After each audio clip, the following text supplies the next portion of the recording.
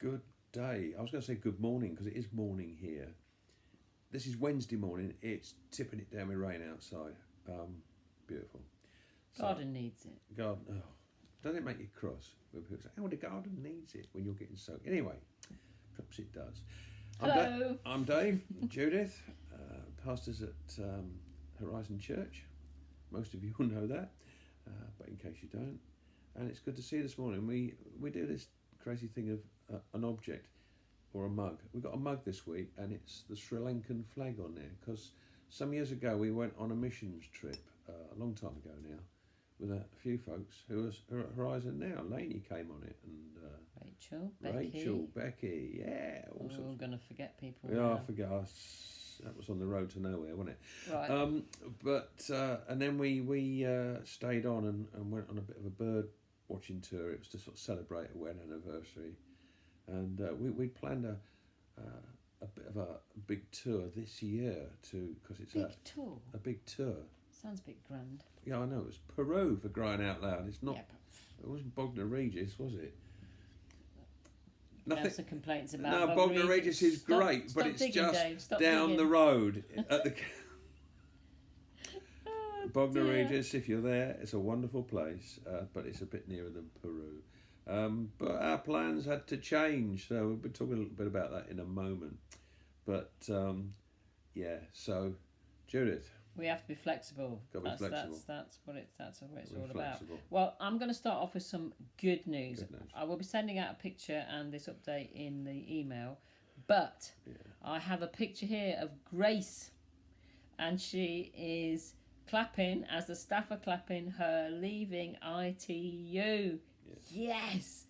And Steve, that's her partner, says she's getting stronger every day. Today she spent most of the afternoon sitting in a chair. She started eating solid food and is doing physio twice a day. It won't be long before she is visiting the place she loves, which is Bicester Village. I read her all the messages from previous posts. She asked me to pass on her thanks. She will almost certainly be thanking you guys herself very soon. Thanks to all at Horizon. So keep praying. That's from Rick. Yeah, that's from Rick. That's such good news. I forget what family link she is, but my goodness, yeah. I forget my own family link sometimes. But yeah, no, great. That's great news. So keep praying for that lady. Yeah. Okay, so I'm going to kick off by reading from one of the prophets in the Old Testament, actually, Jeremiah chapter 18. And this is called The Potter and the Clay, this section. The Lord gave another message to Jeremiah. He said, "Go down to the shop where clay pots and jars are made. I will speak to you while you are there." So I did as he told me and found the potter working at his wheel. But the jar he was making did not turn out as he had hoped. So the potter squashed the jar into a lump of clay and started again. Then the Lord gave me this message. "O Israel, can I not do to you as this potter has done to his clay? As the clay is in the potter's hand, so are you in my hand."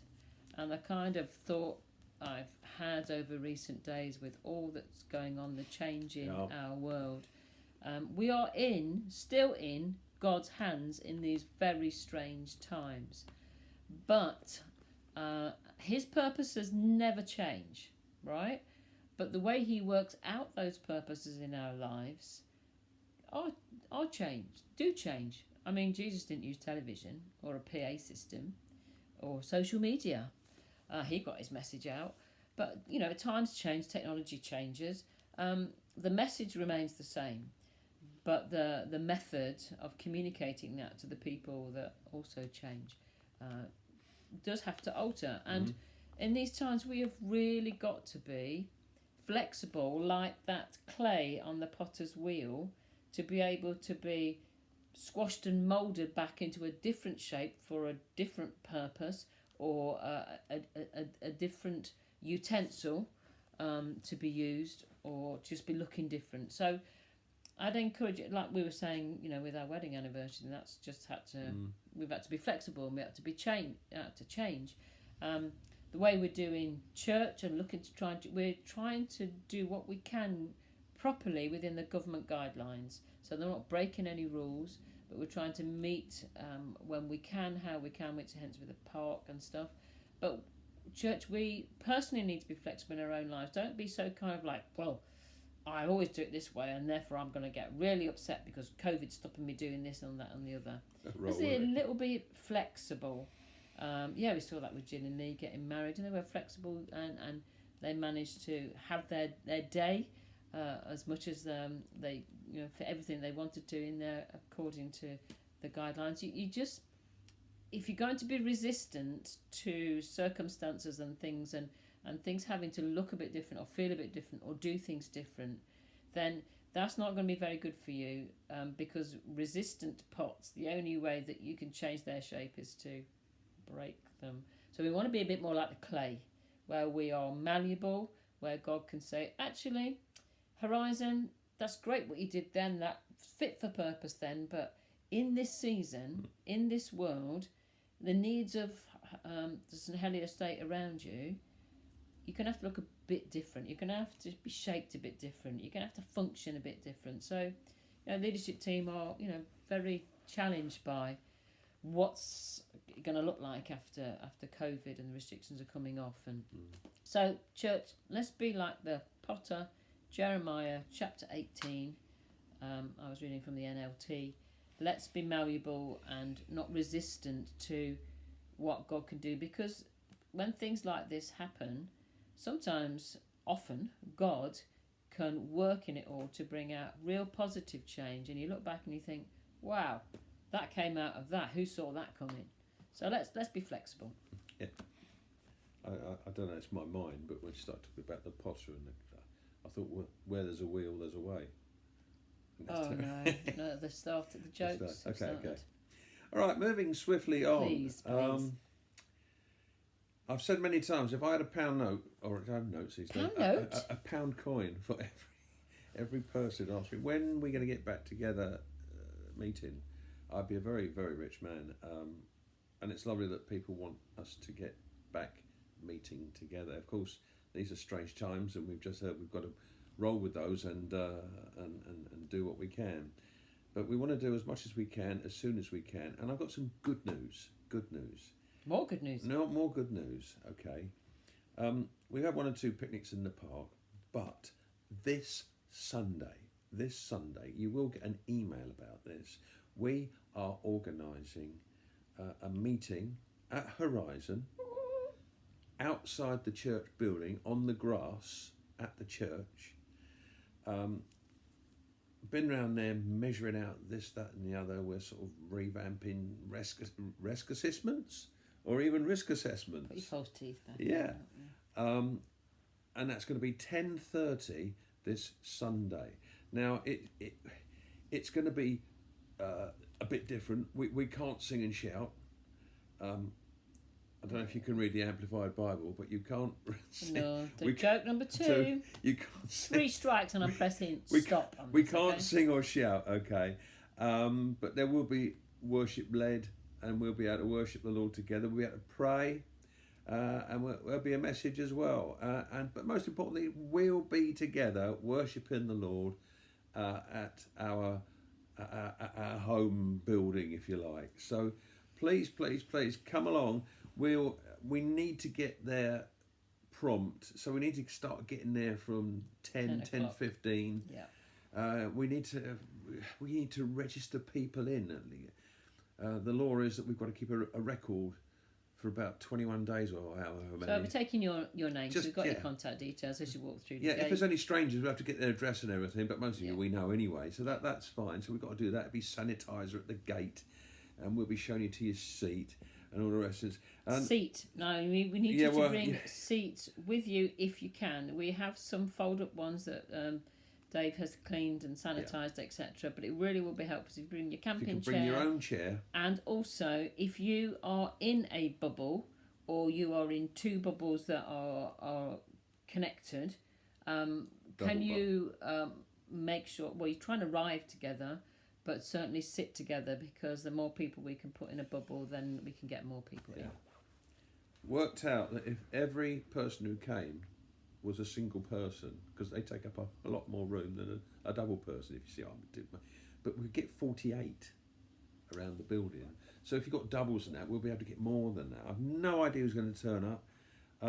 So yeah, please bring a seat. Bring your chair, and you will be. If you don't have one, we do have one Yeah, for you, so yeah, don't worry about that. But if you can, please do, because that would really help us. Please park considerately for shops and neighbours and stuff, so allow plenty of time to find a parking space if you're coming by car. Yeah. And another practical thing, please go to the toilet before you come. We don't really want you using the toilet, and the only toilet will be available will be the disabled toilet, and there will be a one-way system, which we'll explain on the day. But preferably, please, try not to use the toilet, because that just adds risk to our thing. And could you all bring a mask in case that you do need to go to the toilet, because you will need to wear a mask as you enter the building. Yeah. Well, it'll all be in an email, so, you know. This is the government, not us, all right? We're doing what we can, but it's an awful lot of work that we're putting into make. And, while it's the summer, the English climate, what could possibly go wrong? But we looking out the window today, but Sunday looks good. So it's not going to be a long meeting. So that whole toilet thing, don't panic about that. And the toilet isn't out of bounds. But if we had a queue of people, 20 people want to go to the loo, it would cause a slight problemo. And I know you're really keen to see each other and speak to each other, but you do need to be careful, beginning and end of the service, that you keep that distance, and you might have to spill out of the gate and stuff if you're wanting to talk to different people. But yeah, we need to keep within the guidelines. Dave's written a letter to all the neighbours that we'll be posting Friday or Saturday through their doors, telling them what we're doing and telling them that we are abiding by the government guidelines. So then, just a courtesy thing, really. Yeah, it's just let them know. But there'll be no revels and no revels this time. That was 10 years ago. It was 10 years ago. No, 8 years ago. However long. Okay, so so there will be an email to follow. But hey, be excited. We can meet together this coming Sunday. If you want to. Yeah. No, there's no pressure. Those of you who are still shielding or whatever, then if you feel unease at all, then don't worry. We're going to try and live stream through Facebook. I know some of you don't have that. So if you can't make the service, we're going to do a sound test with my phone on Friday. It will be on a phone, so it'll be a bit rough. But yeah. But we're trying to we're trying to cater for everyone if you can't be there. We're trying. We're doing a bit. We're being flexible, malleable, shaping into this for this week. Who knows what will happen the week after? It's good. It's good to be trying. Works for me. Okay. Yes. Look, feedback now. Report back from the mayor's visit. Yeah. Well, I've got that. Those things up. Yeah. Well, the mayor and Madam Mayor and Madam Deputy Mayor came, as you know, beginning of August, to see us and the trustees, leadership team, and some leaders of departments, ministries, and also a couple of people from the groups that come and gave a report, which was fantastic. So we were able to show by a video presentation, by people speaking at the front, and then running round in the one-way system to get back to their seat. It was like a youth games night, I tell you. We had a fantastic time then, so we were able to get a snapshot of what we used to do before COVID hit us, the community work that we do, the impact that we're having, and they were very impressed.